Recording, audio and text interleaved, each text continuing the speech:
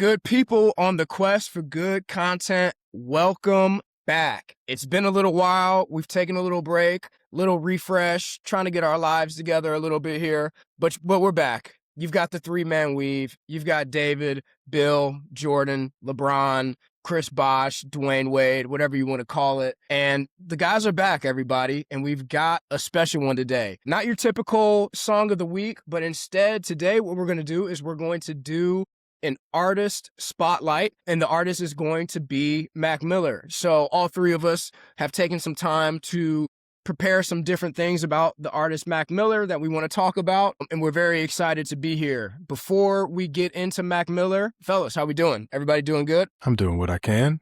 You know, ebbs and flows, highs and lows, the whole 9 yards in between. But yeah, it's cool to be kicking off a little bit of a new segment as we continue to retool, optimize the channel, not just for you all, but candidly around our schedules. It's been a little hectic. So yeah, this is cool. And I can't really think of a better artist than somebody who would have been our age. Obviously he passed a handful of years ago, but feasibly would have been friends with him if geography was just a little bit different, or maybe went to school with the guy. So it's cool to be talking about somebody who's close in age to us, or would have been. For sure.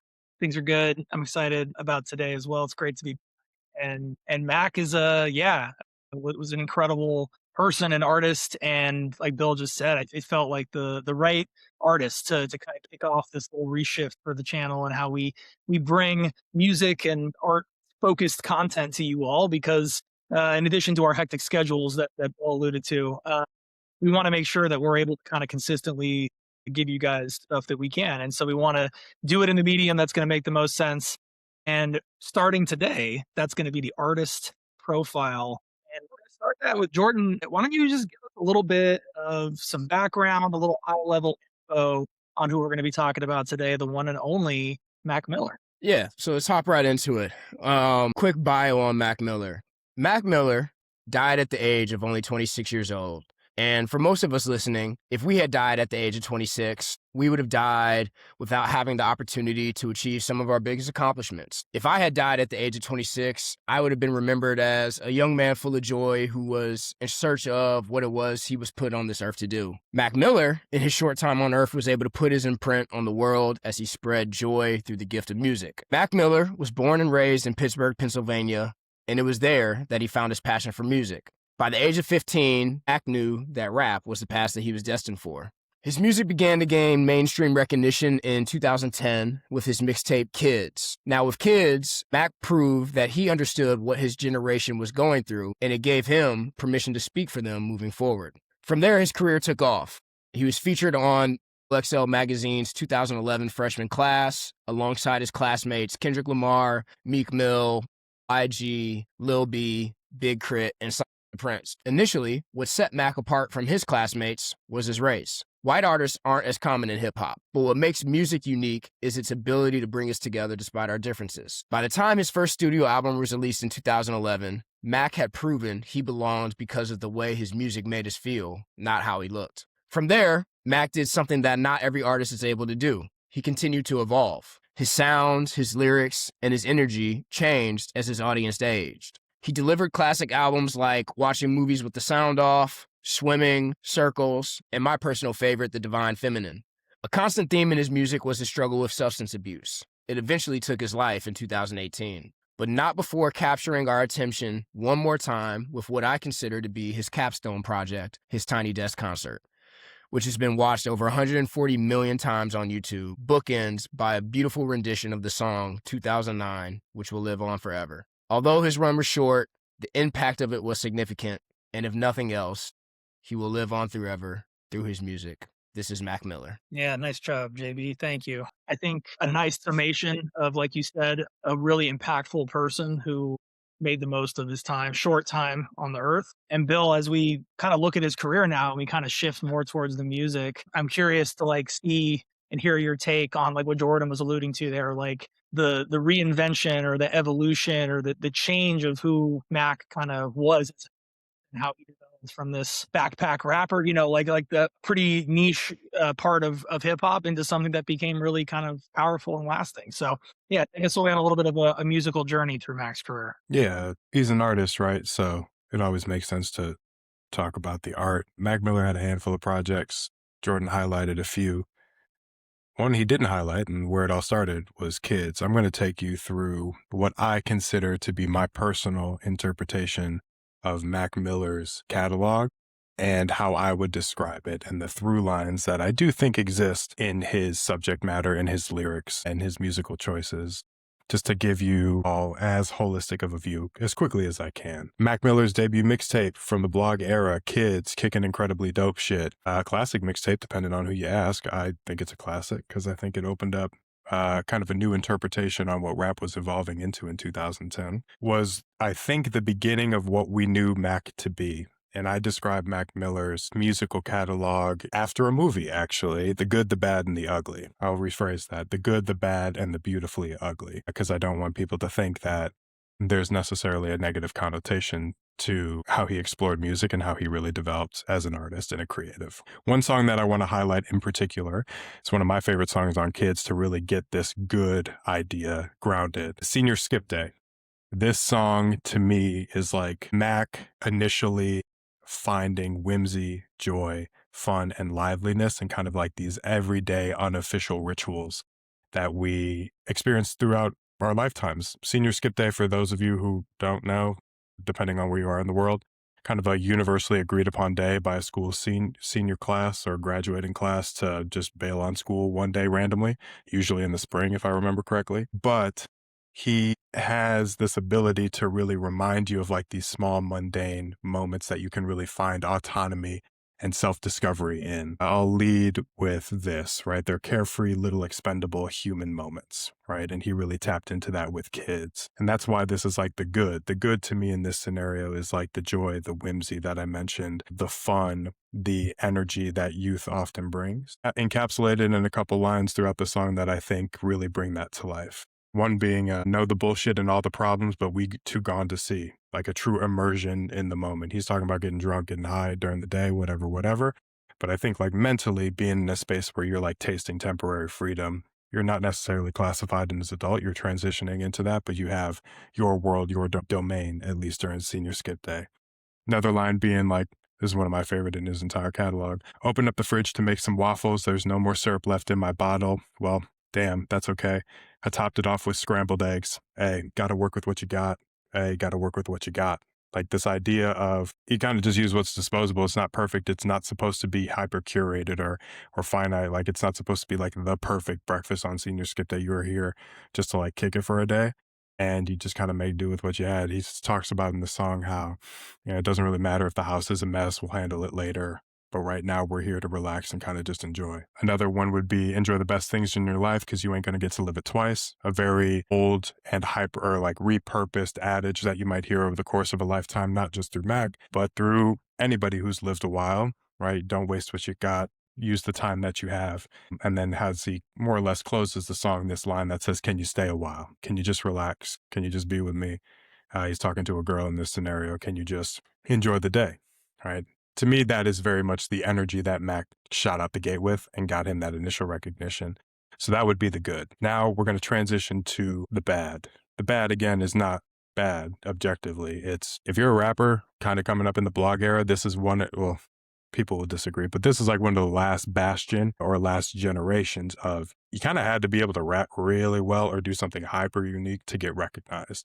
The blog era is like one of the last capstone generations for that, maybe the last, in my opinion. You've got all-time spitters like J. Cole, Kendrick Lamar, Vince Staples. He was a little bit later, but like TDE was coming up during that time. Wayne was kind of in his prime. He had been around obviously for a while, but he was like the leader at that point as far as like the breakout with his mixtapes and mixtape Wayne becoming a personality and an identity, right? But you have to be able to rap. And so in 2014, the bad in this scenario is you got to be a bad dude on the mic or a bad lady on the mic. And so the song I'm going to highlight for this middle portion is Diablo off the 2014 project Faces, because this is like an exploration into his addiction at like 22 years old, substance abuse Jordan mentioned earlier, and really a dive into some of the darker tones, the bad tones, if you will, that had come with Mac's life as he was battling with substance abuse. And really just trying to find the outlet to really explore this turn in his life. Before this, like a year before this, maybe 9 months, he had released Watching Movies with the Sound Off, where this was like, that was his like his first exploration to like the psychedelic, funk, heavy jazz, right wing, like, or it's not right wing, right turn, sharp right turn into hip hop. And this was like the crystallized, perfected version, this being Faces, in my opinion. And this is some of the best rapping in his career, right? So we've got the whimsy, we've got the fun, we've got the joy. Now we've got like the can you spit and can you actually get carnal and visceral about your lived experience, or just like show you have incredible skill. Some standout lines from this song for me personally are colder than gazpacho, colder than the mono. The industry's alive, all the promises were hollow. Eyes opening up as a young adult at 22 years old, but a veteran in the music space for sure. And understanding that the eggshells that this industry apparently makes artists walk on is nothing to be trifled with. One of my favorite lines, and maybe one of the best lines in his career, how's he get his G-Pass? None of your fucking beeswax. These raps hold the joint together like a kneecap, which to me is just like incredibly clever. He's just locked in lyrically and showing you that he had the lyrical and technical dexterity, and he wasn't just some backpack frat rapper like he started out as a young white kid from Pittsburgh, right? He actually had the ability to blend words in a unique way. Let's see. How the famous function, the A-list can't be trusted. Strong arm him like I play the trumpet. Really showing, to a degree, being a student of music, right? He's using a lot of jazz and funk samples on this song in particular, to John Coltrane sample, but leaning in and referencing all-time greats like Louis Armstrong. But then that melon exploration into darker topics, this first verse ends with "come and die with me." You know what I mean? Like, he had been more or less forecasting his early demise at various points through his career, especially on the first song of this project. But this felt like a return to this topic, right? My time is limited, and there is a portion of me that has this detachment to life, right? Despite the joy and effervescence that I've showcased earlier in my career. That's just the first verse. A couple more standout lines from the second. I find Jehovah in the darkest places. That dichotomy of like, finding God, that's an air of salvation attached to that. May or may not be the case in this particular line. I ain't a star. I'm farther than the constellations. I'm beyond understanding at this phase in my career. I'm beyond interpretation for this world. I'm really in my own isolated space to a degree. This exploration and subversion to the deepest and darkest depths, I think, really was like the crux of some of the middle portion of his catalog. But that doesn't necessarily categorize the entire headspace and depth of his capabilities, because then we get into the beautifully ugly. The beautifully ugly being kind of the emergence from some of these battles that he had fought. Off his posthumous album, Circles, more or less the younger sibling and the second installment from his swimming series, so to complete the idea of swimming in circles, in a way conveying that Mac felt a little bit trapped, at least throughout his life, as he wove these concepts together. But this posthumous album from 2020, The Beautifully Ugly, Hand-Me-Downs, is going to be the song that I reference as I close this little trilogy on how I think his musical career was conveyed sonically and lyrically. Some standout lines from this song that I think really show his headspace and how he was able to capture the depth of his artistry. I made it, but hate once I build it. I break it down, might just break me down, which to me is just like incredibly hollow and incredibly melancholic. You're hating what you make, but you have an attachment to these things and the commitment and the energy that you put into whatever you're making, art, music, food, trying to build a healthy relationship. Some of these things just wear you down over time. And some other lines, yeah, well, I'm just being honest, my conscience ain't doing bad because I tried to minus the problems that I attract. Showing a high degree of maturity, trying to get some of these blockers in his life out of his way. Ultimately, maybe he wasn't able to accomplish that with his early passing at 26 years old, but a wherewithal and a resonance to trying to do right by those around him, trying to do right by himself. But I think really the standout from this song is the hook. And I'll just read through it really quick, or like the bridge, the pre-hook into the hook is how I'll categorize it is, get away, it ain't really safe and it don't seem right, but what's new, you get used to the bullshit, the screws, they go missing.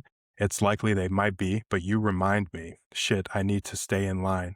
You damn well are a great design, despite being an only child. Say you need more of a family round. Let's turn these jeans into hand-me-downs. Like this. To me, that's like beautifully horrific in a way, leaning on people for your problems and asking people to inherit and or share in some of the pains and discomforts, but leaning on people for help as well. But also, like, as you progress through life, the screws, they go missing. What doesn't kill you kind of makes you stranger. But at the same token, like, we have to lean on each other to try to hand down something better than was given to us, whether it be, wealth, your actual genes, right? Eventually people inherit the things that you pass to them intentionally or unintentionally. And Max seemed to have a real recognition of that in this kind of beautifully ugly portion of his career. So I've mentioned those three examples, kind of the fun, the joy, the whimsy, the dark depths exploration, and this kind of agonizing realization to self-healing, at least by my interpretation. Because Mac, to me, is encapsulated by this idea that he was an artist who felt everything he was saying.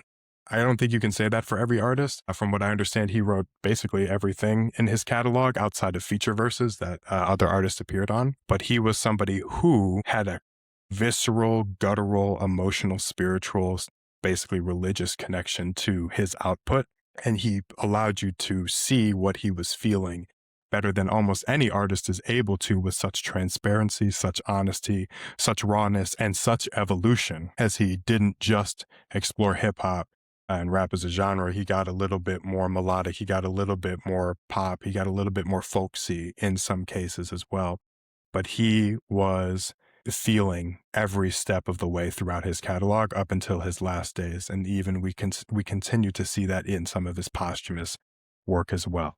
His life, his music, in my opinion, was like an example of like a carnal, imperfect way to live. He always kept the human experience, his human experience at the core, even when he was getting a little bit more ethereal. And he allowed us as listeners to be accepting of our fractures, because our fractures are the pieces and the grooves that allow us to connect and seek solace, not just in our personal development, but in others. So he was a very, very, very human artist. And to me, that is the through line. And that is the key when listening to Mac's entire catalog, that you pick up on it.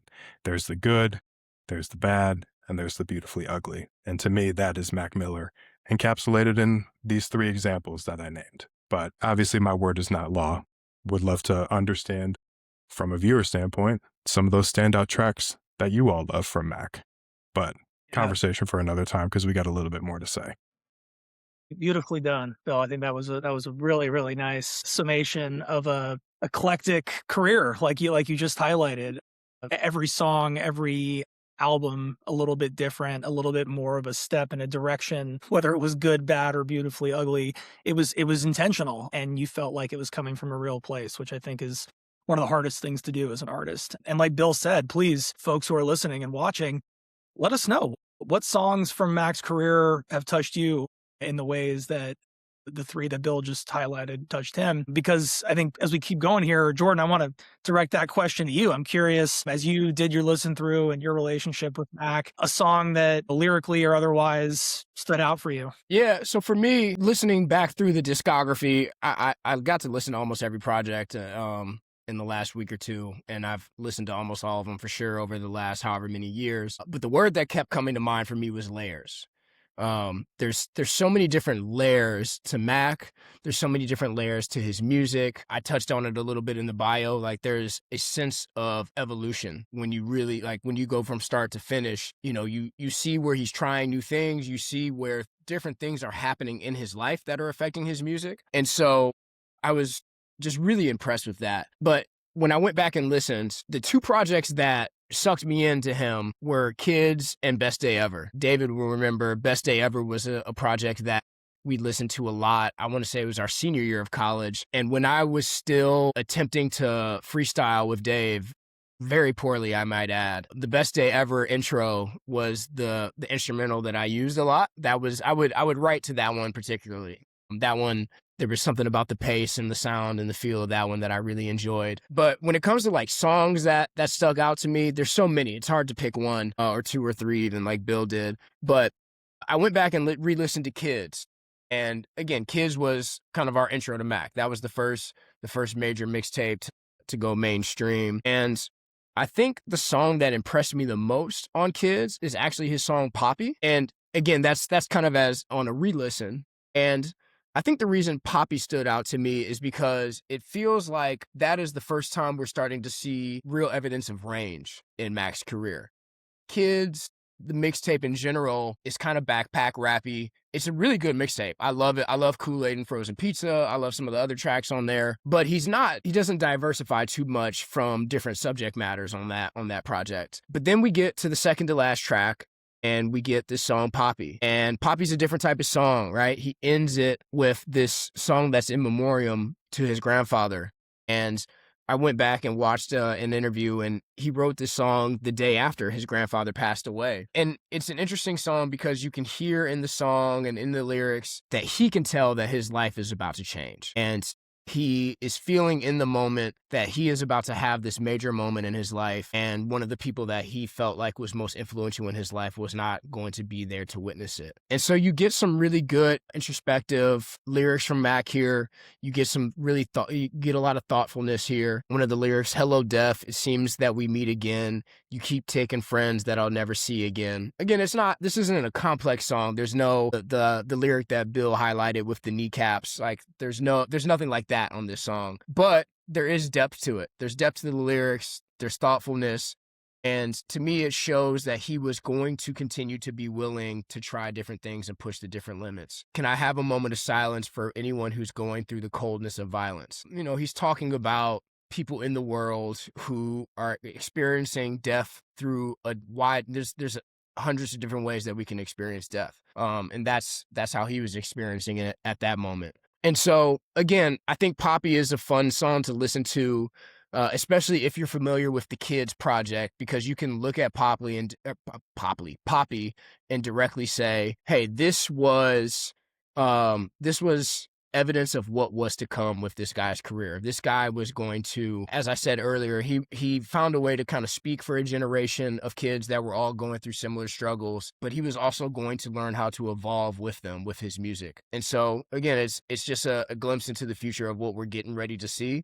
And so I think that's a good song to highlight off of that project in particular, because it stands out. It stands out from the others. Kool-Aid and Frozen Pizza is a fun one. You can always go back and listen to that. But when you get a chance to listen to Poppy and see where Mac was getting ready to go over the next, I think that came out in 2011, over the next 7-8 years, see where Mac was getting ready to go. Yeah, great choice. Great choice. Great project. I definitely remember you freestyling to the best they ever instrumental many, many times back in the day. And yeah, just quickly before I close this out with just a quick kind of chat on Mac's, impact, legacy, I think today, after his untimely passing. A quick song that I'll highlight, I think, Bill, to use your wonderful kind of framing of it. If Jordan was looking at the good era, I think I'm really drawn to Mac's beautifully ugly era, if to use your terminology. I've said on the channel to you guys many, many times, part of why Mac's passing was so tragic is because I think he was really onto something. I think that these projects feel like the culmination of a lot of what we've been talking about in the personal struggles of substance abuse, depression, relationships with women, and relationships with friends, relationships in the industry that he came into as an outsider. It felt like all of that was really coming together in this beautifully simple but not dumb, simple but deep way that was more musical and less lyrical, I think, than some of his earlier work in like a word nerd rap way. But I think struck such a deeper chord with me, and has always felt like I said, like he was just starting to put it together. So I picked one of, I would say, probably his more popular songs, or a well-known song. But to me, the lyrics of this song have always just stuck with me. The song is "Good News" off the album "Good News." And just bear with me. I'm going to read through the whole first verse. It's pretty quick, but it's a lot of words, but I think it's worth it. I spent the whole day in my head, do a little spring cleaning. I'm always too busy dreaming. Well, maybe I should wake up instead. A lot of things I regret, but I just say I forget. Why can't it just be easy? Why does everybody need me to stay? Well, I hate the feeling when you're high, but you're underneath the ceiling. Got the cards in my hand I hate dealing. Got everything I need, then I'm gone. Get everything I need, then I'm gone. But it ain't stealing. Can I get a break? I wish that I could just get out of my own goddamn way. What is there to say? There ain't a better time than today. So maybe I'll lay down for a little, instead of always trying to figure everything out. And all I do is say sorry. half the time I don't even know what I'm saying it about. And then the chorus, good news, good news, good news. That's all they want to hear. No, they don't like it when I'm down. But when I'm flying, oh, it makes them so uncomfortable, so different. What's the difference? And me reading it in a monotone doesn't do it justice. You definitely go listen to the song, but I think you hear it. You reading it like that almost crystallizes it more, where this evolution that we keep talking about, to me, this is such a crystallized example of it, because he's actually talking about his own mortality, right? It's not just breaking in, it's not just drugs, it's not just women. He's talking about the deepest things that people can talk about in an incredibly honest way, in an incredibly open, vulnerable way. And man, it impacts you. You know, it totally is powerful in a memorable way. And I think that, like you said, Jordan and Bill, so many good examples to choose from. He's made some incredible music. Those lyrics, and as someone who identifies as a people pleaser, and someone who, like, throughout life has always struggled with trying to not say sorry when half the time I don't know what I'm saying it about. So much of Mac's music feels so deeply personal. And I think that's a pretty good segue into his impact in the larger space, because I think you can, when you look at a hyper talented artist like Mac, who died so young, it can be hard to measure an impact. But I think the way that I tried to do it was, I think there's a kind of two strains you can look at. There's kind of like a more direct family tree of, like, these artists worked with Mac and these artists kind of sound like Mac, and that's one way of influencing and having impact.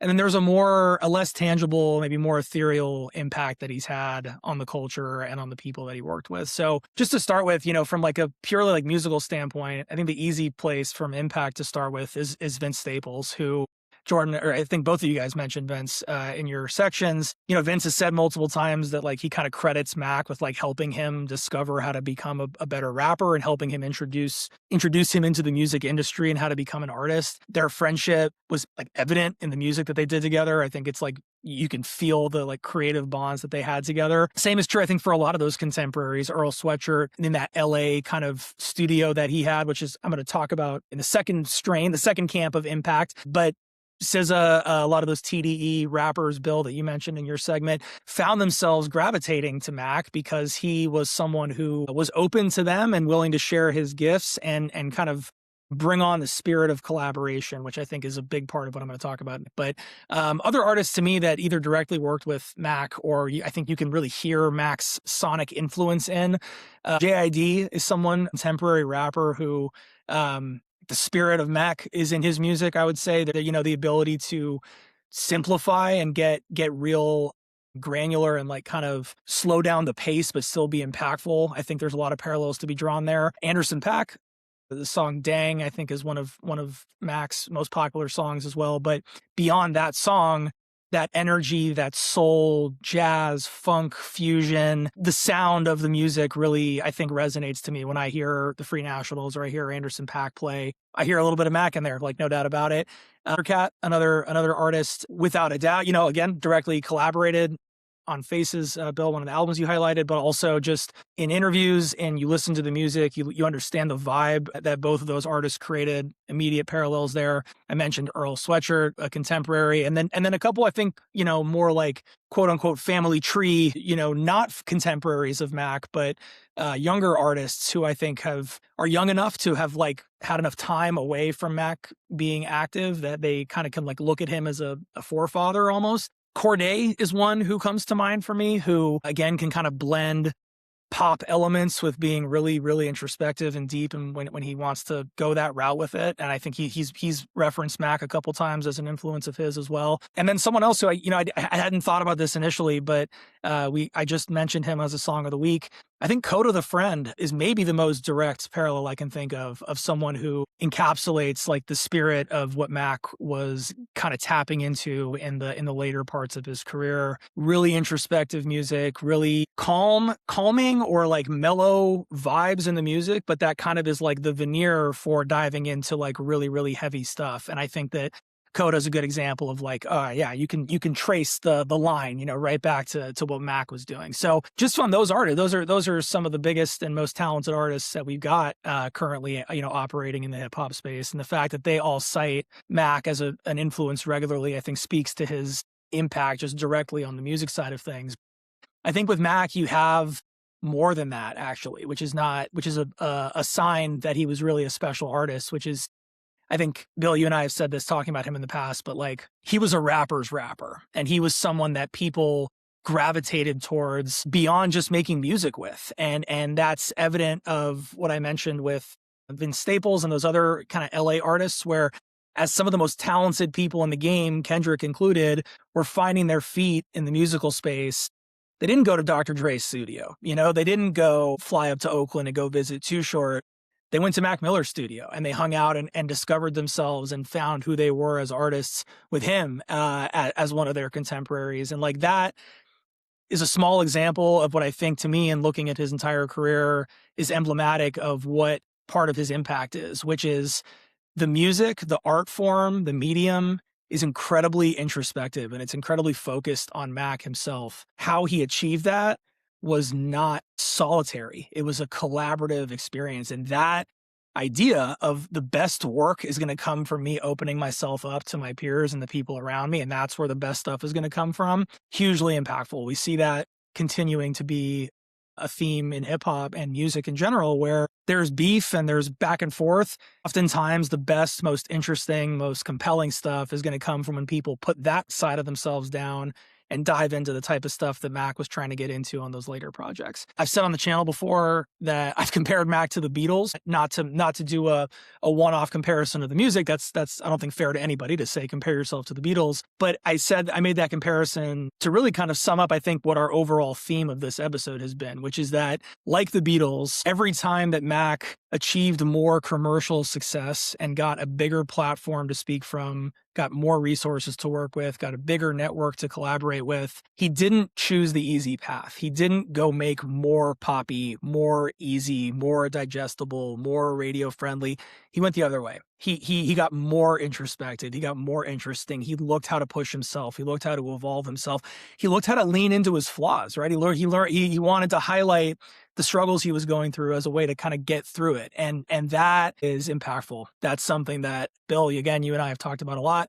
The idea of being timeless, that idea of being open and vulnerable with a community of people around you to produce the best that you can possibly bring, timeless. And that's something that, part of the reason why, I think I checked it right before we started recording, Mac Miller has 34 million monthly listeners on Spotify. That's not an accident. That doesn't happen unless you're doing something that hits people in a place, way deep down. And that's a incredibly difficult thing to do. It's part of what makes his passing so difficult to wrap our collective heads around. I think about Mac all the time, actually, even though he passed a long time ago. I listen to his music. I think about him all the time. And he was one of those artists that, another artist I compare him to is like Philip Seymour Hoffman, who's like an artist that made you feel like you knew him, even though you didn't know him. And Jordan, you said like he kind of became the voice for a lot of kids, as he was coming up. I think that's, as I get older, I feel more that's more true. I feel like the stuff he was going to, I can relate to even more as I get older, which is the sign of a truly talented and profound person. Mac's impact is ongoing and will continue to be active in hip hop and music. And we are eternally grateful for what he was able to give the world before he left us too soon. So a big thank you to Mac, and it was such a pleasure getting to dive back into his catalog again. I know, Jordan, I also got a chance to pretty much hit everything, and man, what a great listen. Well said, David. Well said. Yeah, it's his impact is undeniable. He made such a great impact in such a short amount of time, and it's interesting that, not to compare him to some of the other artists that preceded him, but it is interesting that a lot of these artists who make these huge impacts and have the ability to get really deep into the kind of depths of their own music often have early demises for whatever reason. And he falls into that category of some of these other people. So again, really well said. Thanks, boys. Yeah, nice job all around. I think the last point I'll say is for this episode is, you want to talk about impact and legacy. We just spent an hour or so just skimming the surface, right? This was just a very, very high level look at what he was able to kind of put forth. Anyone who leaves the earth as soon as he did but is able to leave that kind of however many years later, that really says something. So thank you, boys, for the opportunity to dive back in on this one. And real quick, the three of us texted about it the other day, but I'm curious in real time what some of your thoughts are. 2011 Double XL freshman class, Kendrick, Eek, Ack, Big Crit, I YG, and then of course Lil B, as Bill made sure I didn't leave out. Just general, what are your thoughts on that? That's a really deep class, huge impact on hip hop. Yeah, Bill, you go. I've been talking a lot. I think in our thread yesterday I said 2013 was in 11, 2016, with it's like half meme, but also a lot of those guys are actually really influential. Anderson .Paak, Uzi Vert, 21 Savage, Denzel Curry. And like even amongst some of the great classes, there's obviously been great individuals scattered throughout. But 2011, man, that's probably the best class to date. Hopefully one day in the future it gets exceeded, because you always want music to be going in a better direction, whatever that means objectively or subjectively. But yeah, that's a pretty rare collection of people coming up at the same time or being recognized at the same time. And obviously it created a lot of great kinetic and artistic energy, because TDE, Mac Miller, and a bunch of other artists just found their way to collaborating with each other pretty frequently, and also becoming, maybe even more important than that, becoming friends, and like chosen family in some respects. 2011 is probably the one, not to disregard the other years. 2011 makes a good the case. The floor for that class of 2011 is like international stars. Like there's every single name you said there, I would classify as like was successful. No one was in that class and just fell off and never made music again. Like everybody was, And at the very least, successful. I left a couple people out. Like I didn't mention Diggy Simmons and Lil Twist. Okay, Lil Twist. That's a good throwback right there.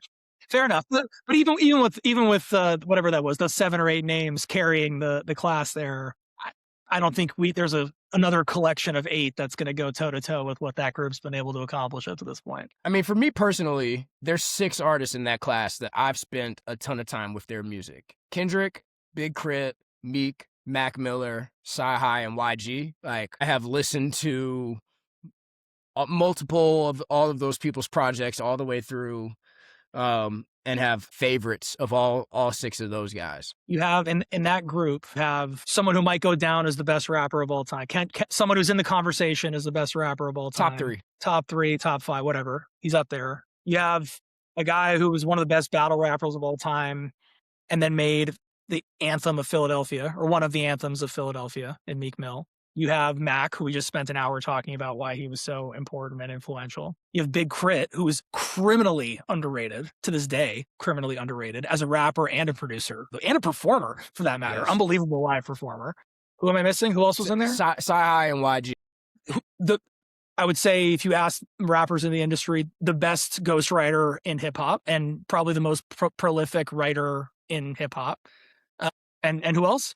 YG. Are you one of the biggest LA rappers of a generation? The other side of the Kendrick coin.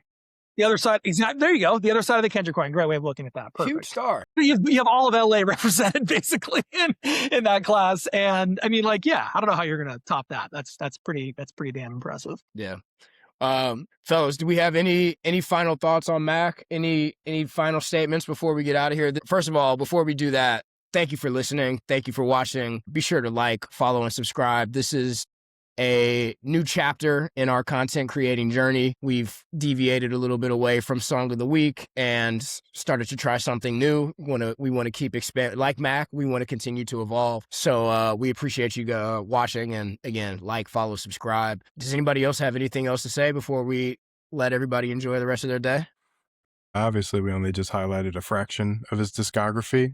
For those of you who are familiar, sometimes we do a segment called You Can't Rap Better Than, where we highlight specific verses from an artist's catalog. Usually we just pick our own, but if there are verses from Mac's catalog that you really want us to dive deep in or really, really dissect to the best of our ability, don't be shy about dropping them in the comments. We're always looking for a little bit more ammunition, and the participation and the engagement y'all give us, the attention, the time, is always deeply appreciated. So we want to make sure we're taking your thoughts into consideration as well. So don't be shy about dropping anything down low. Also, maybe we'll make a poll on some other songs, but let us know how you want us to load the chamber, and we'll do our best to load the chamber. Well said. Yeah, just echoing these guys. We appreciate all of you as we dive into our next chapter of Good People content. We appreciate you guys being along for the ride. Like I said before, rest in peace to Mac Miller, and a huge thank you to him for his contributions. And we love all you guys. We appreciate the support. Be well, be safe. Love each Thank other.